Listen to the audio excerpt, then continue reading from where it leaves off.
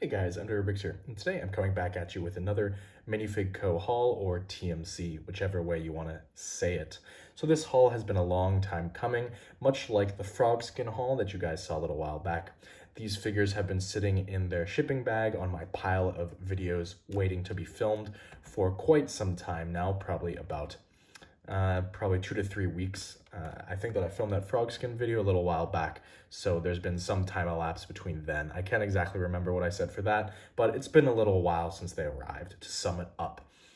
Including the time from since I ordered, it's probably been close to about 2 months now, so that's a little bit of a difference in terms of when I ordered it to when I'm actually reviewing it. And of course, this video is probably going up a couple weeks after I actually filmed it. So then again, there's also that lag. So all in all, this release is probably, when you guys are viewing this, about 2.5 months gone by or since it. But why don't we jump right into it? As you guys can clearly see, it is some World War II American bodies. So, as I mentioned in the Frogskin video, I'm not a big World War II collector, nor mock builder, nor vehicle builder just in general. I don't really do a lot of the World War II stuff, simply due to the fact that I think that a lot of people do it, and I think that there's a lot of different eras that have just as a rich history that aren't touched that maybe, I should focus on, like the Civil War, like modern, like Vietnam. Those are kind of, my big areas.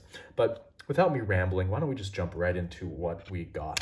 So the first thing that we got are some of these, I believe that they are M1 Garand bodies.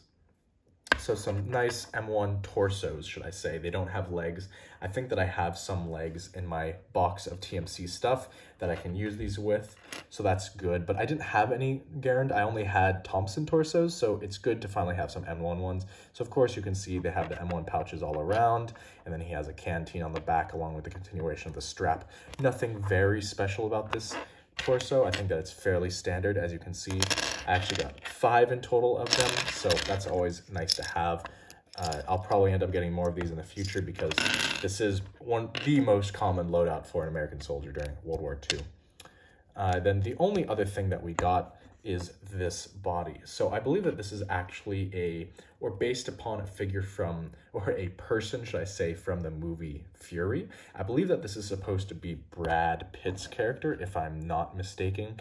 I'm probably wrong, honestly. I'm not very good with keeping up with movies and the characters and the specific actors that played them especially. I'm not good at remembering any of that, so I'm probably wrong. But as you guys can fairly clearly see on this guy, he has the pistol pouch on one side, and then he has, I believe it's a Frogskin camo underneath his overall kind of jacket. Of course, he has, I believe it's a Sergeant Major rank on both sides of his arms. And of course, he has a 360-degree print all the way around.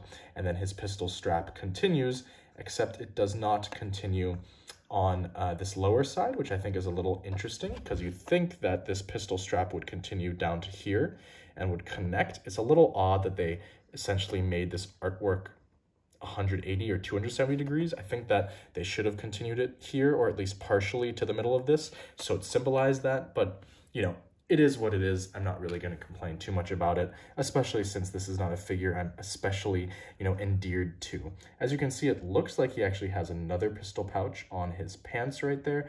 Not entirely sure what their uniforms were in the movie, so I can't comment on whether that is accurate or not. I'm going to say it probably is, because TMC is generally pretty solid in terms of their accuracy when they're creating figures. Now, one of the major things that's important about this figure is it's actually color shifted. As you can see, it's a tan leg as the base. Actually, no, it's not. I was entirely wrong. I was not surprising this, but as you can see, it is actually an olive-based leg so that they can get this kind of dark olive or dark green look on the pants. I'm actually genuinely very surprised that they used olive legs for this, because olive legs are very scarce and TMC is very picky about the products that they use with them.